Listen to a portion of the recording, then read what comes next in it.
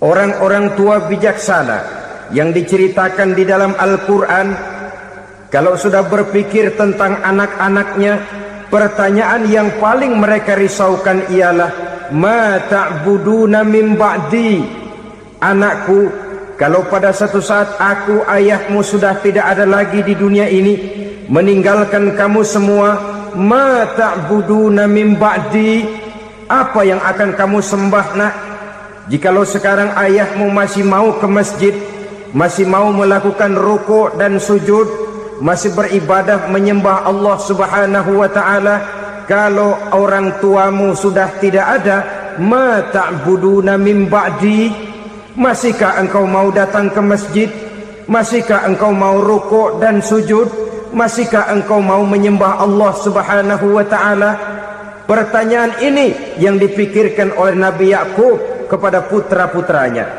Pertanyaan ini yang diteruskan oleh Nabi Ibrahim kepada anak-anaknya. Pertanyaan ini yang diwariskan oleh generasi ulama salafus saleh kepada para generasi berikutnya. Bagaimana kita generasi sekarang?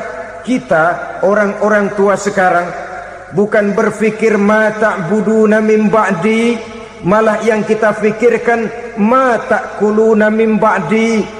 Kalau bapak tidak ada nanti kamu makan apa nak? Perkara kamu nyembah apa? Urusan nomor 18. Yang penting kamu nanti hidup bisa makan nak. Maka kita sibuk mewariskan harta kepada anak-anak kita. Kita sibuk mewariskan kebun dan tanah kepada anak-anak kita. Kita sibuk mewariskan pabrik kepada anak-anak kita, sementara kita lupa mewariskan intan yang paling mahal, mewariskan mutiara yang paling berharga, yaitu nilai iman kepada Allah Subhanahu wa ta'ala.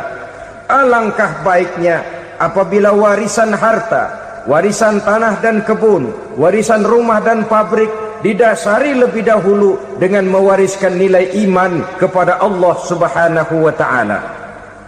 Sebagai orang-orang tua, kita boleh bersedih kalau anak kita tidak mengerti komputer. Kita boleh bersedih kalau anak kita tidak mengerti matematika. Kita boleh bersedih kalau anak kita tidak mengerti bahasa Inggris.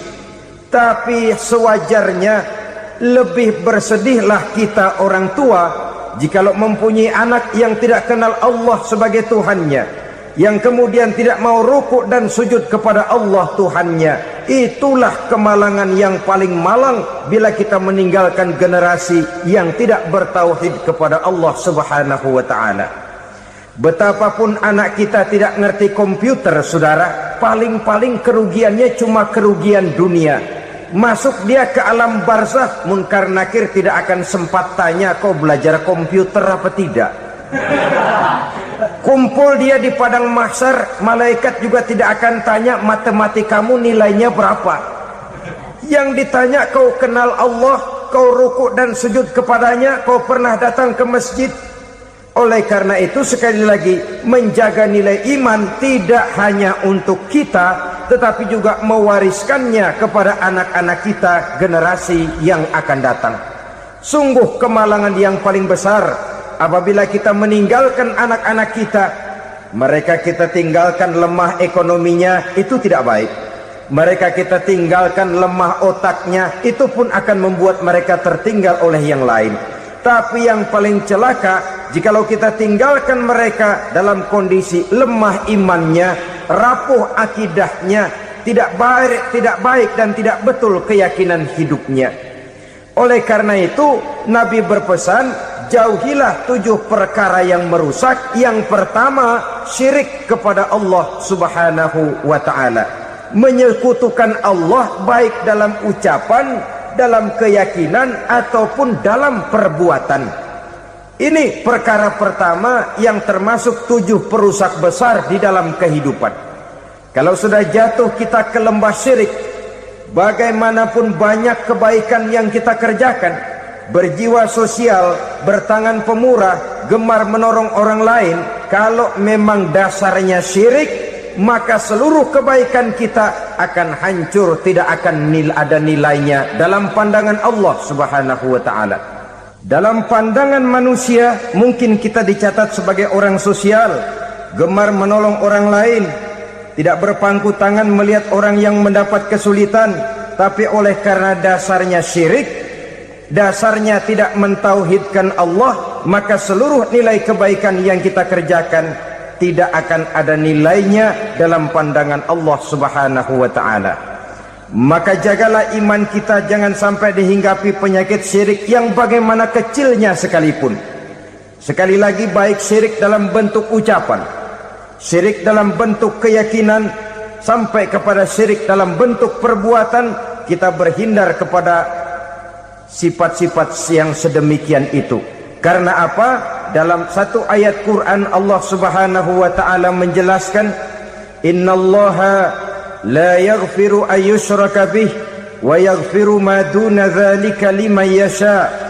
Allah tidak akan memberi ampun kepada orang-orang yang menyekutukannya, tapi Allah masih mau memberikan ampun kepada dosa-dosa yang selain itu bagi orang-orang yang dikehendakinya. Dosa selain syirik, apabila kita bertaubat, Allah masih mau mengampuni.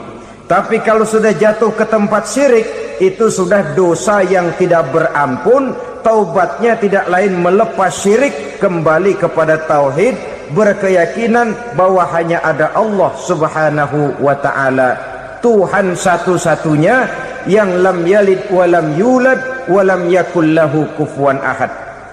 Tidak beranak, tidak pula diperanakkan, dan tidak satupun yang dapat menyerupai Tuhan Allah Subhanahu wa ta'ala. Saudara-saudara kaum muslimin rahimakumullah, bahwa kita di zaman sekarang memang tidak menyembah berhala, ya. Bahwa kita tidak berterang-terangan mengatakan Tuhan lebih dari satu, memang. Bahwa kita tidak berkeyakinan Tuhan itu punya anak atau diperanakkan, tentu. Tapi dalam perbuatan dan i'tiqad, kita kadang-kadang jatuh tanpa kita sadari ke tempat yang bernama syirik ini. Oleh karenanya, di zaman di mana teknologi makin canggih, di mana kemajuan pembangunan makin menjangkau berbagai aspek kehidupan, diperlukan keseimbangan antara kemajuan fisik material dengan kemajuan mental spiritual. Apabila tidak ada keseimbangan, yang terwujud tentulah kepincangan, yang diawali dengan pincangnya cara kita berpikir, sehingga pada akhirnya akan mengarah kepada pincangnya cara kita berbuat dan bertindak di dalam kehidupan kita. Oleh karena itu, Nabi berpesan, jauhilah sifat syirik, karena syirik merupakan dosa yang teramat besar. Ini sifat merusak yang pertama. Yang kedua, kata Nabi, wasihra, jauhilah sihir. Sihir ini juga termasuk perkara yang merusak kehidupan. Kita semua sama-sama maklum bahwa sihir sebenarnya bukan persoalan baru. Sejak sebelum datang Islam, sihir itu sudah ada.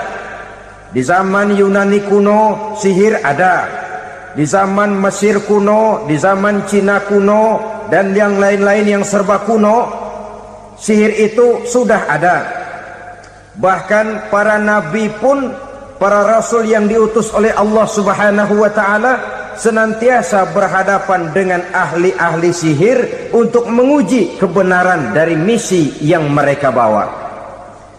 Sihir adalah perbuatan di luar kebiasaan yang bisa dikerjakan oleh ahlinya dengan bantuan jin atau setan.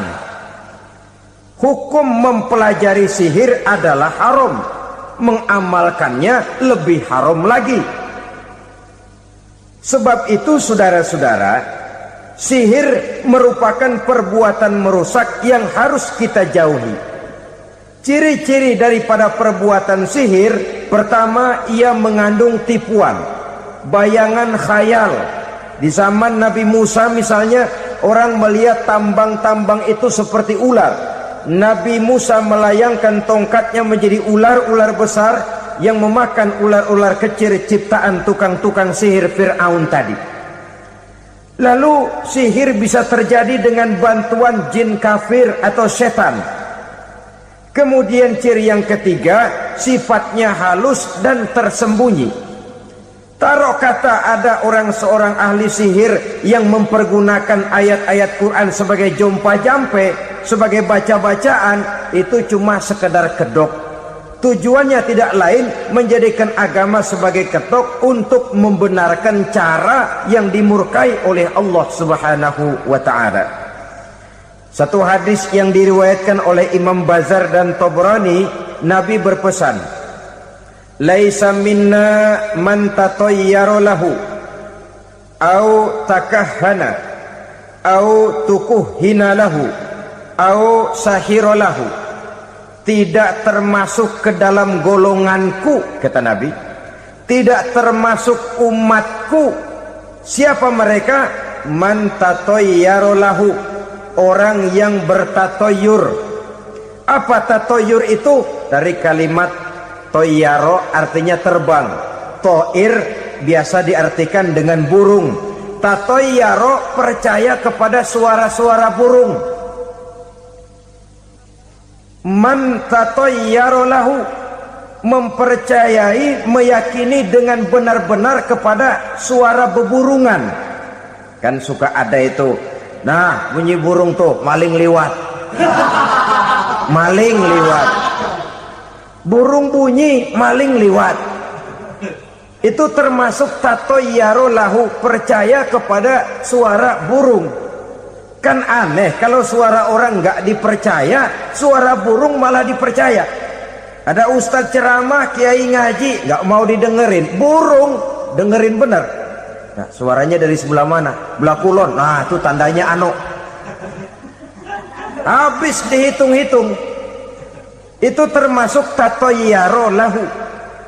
Au takahana, atau bertenung, au tukuhina, atau minta ditenungkan, au sahiro lahu, atau melakukan perbuatan sihir, atau minta disihirkan. Laisa minna, tidak termasuk ke dalam golonganku, kata Nabi. Sehingga dengan demikian, saudara-saudara, menghadapi sihir dengan sihir sekalipun termasuk perbuatan yang tidak diajarkan oleh agama. Kita kan mempelajari sihir untuk jaga diri, tidak apa-apa. Yang dilarang mengamalkannya, dilarang juga mempelajarinya. Sebab orang kalau sudah mengetahui, biasanya lalu terangsang untuk mencoba. Kalau percobaannya berhasil, biasanya terangsang untuk coba lagi dan coba lagi. Pada akhirnya ketagihan, lalu beralih menjadi profesi, apalagi itu nanti bisa mendatangkan hasil uang. Saudara-saudara kaum muslimin rahimakumullah, kita manusia makhluk nyata. Kita hidup di alam nyata, terikat oleh sunnatullah, causality.